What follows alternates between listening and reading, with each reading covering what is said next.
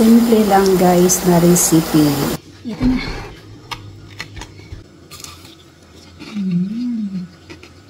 Hi guys! Good afternoon! So for today's video, dito tayo sa ating garden. Kukuha ako ng zucchini guys kasi magluluto tayo ng zucchini burger. I'm so shocky. Ang daming bunga.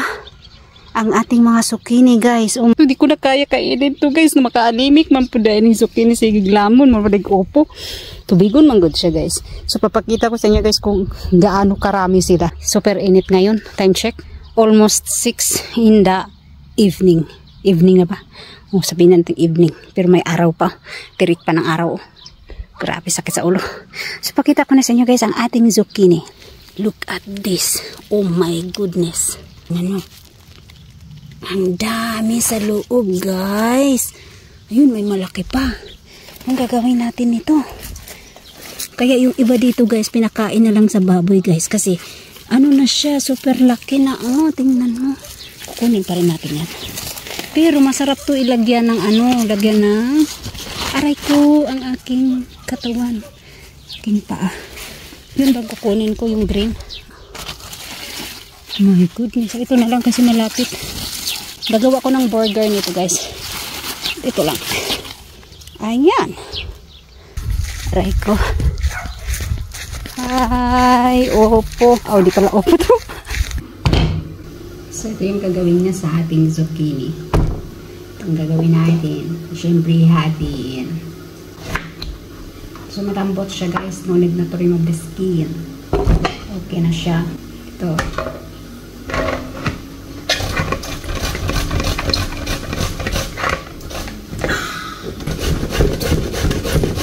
Simple lang ito na recipe guys.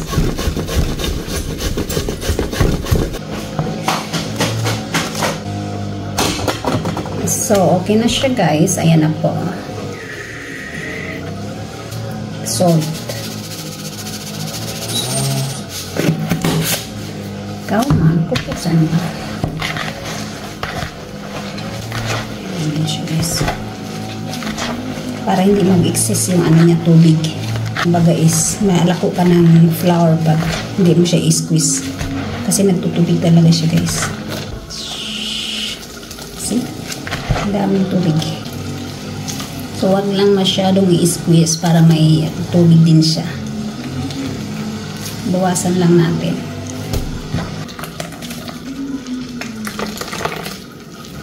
Okay. Ito na. Lagay na natin dito.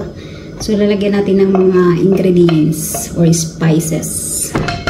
Siyempre, kailangan ko ng flour. Flour. So, nasa inyo guys, kung marunong kayo mag-estimate. Kasi nag-i-estimate lang ako. Flour. Breadcrumbs. Fishmeal. Okay? Kung may cornstarch kayo, pwede nyo lagyan ng cornstarch. So, ito yung ilalagay ko ngayon.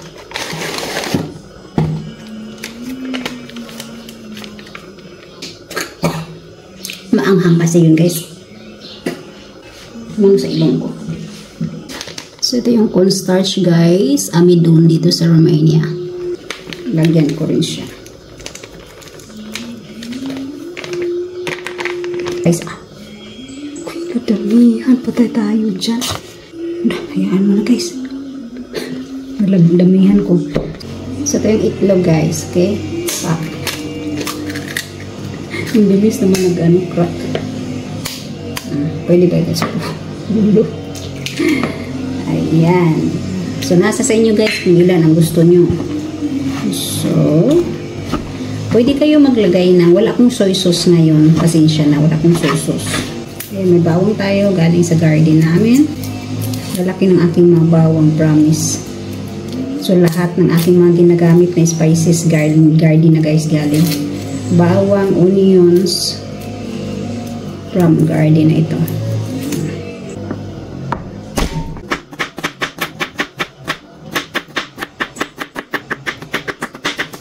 Tapos sibuyas.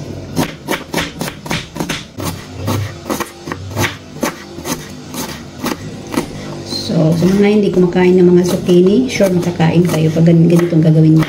Sa totoo lang, the best talaga ang upo sa atin. Pero kung alam nyo ang technique ng paano magluto ng zucchini, masarap din siya guys. Ilagay ko tong sibuyas, dahon. Kabigay sarap to siya. Sarap yan guys.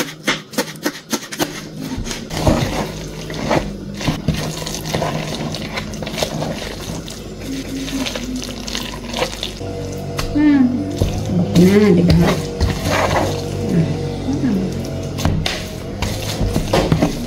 So, prepare na natin. Prepare lang natin yung kawali. Painitin lang natin ang ating mantika. So, enough na yan guys. Painit na yung ating mantika. Ilalagay na natin yung ating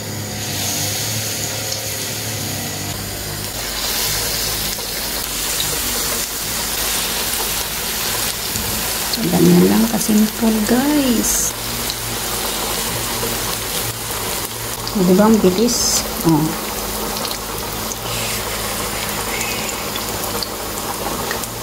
Kailangan ingatan kasi madali lang talaga siya maluto guys.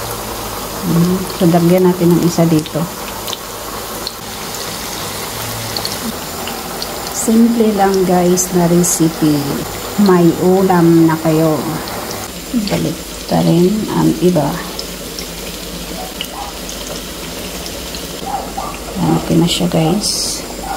Brown na brown na. Diba?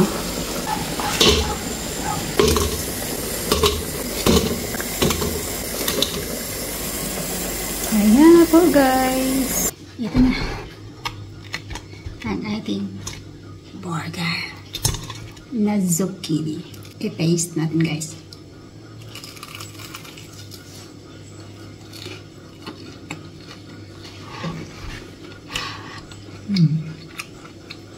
Sarap.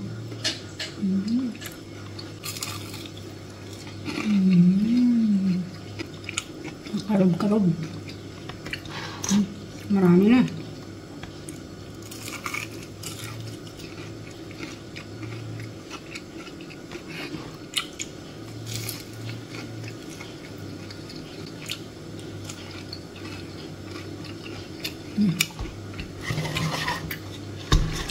Kung gusto niyo may ketchup, nasa sa inyo.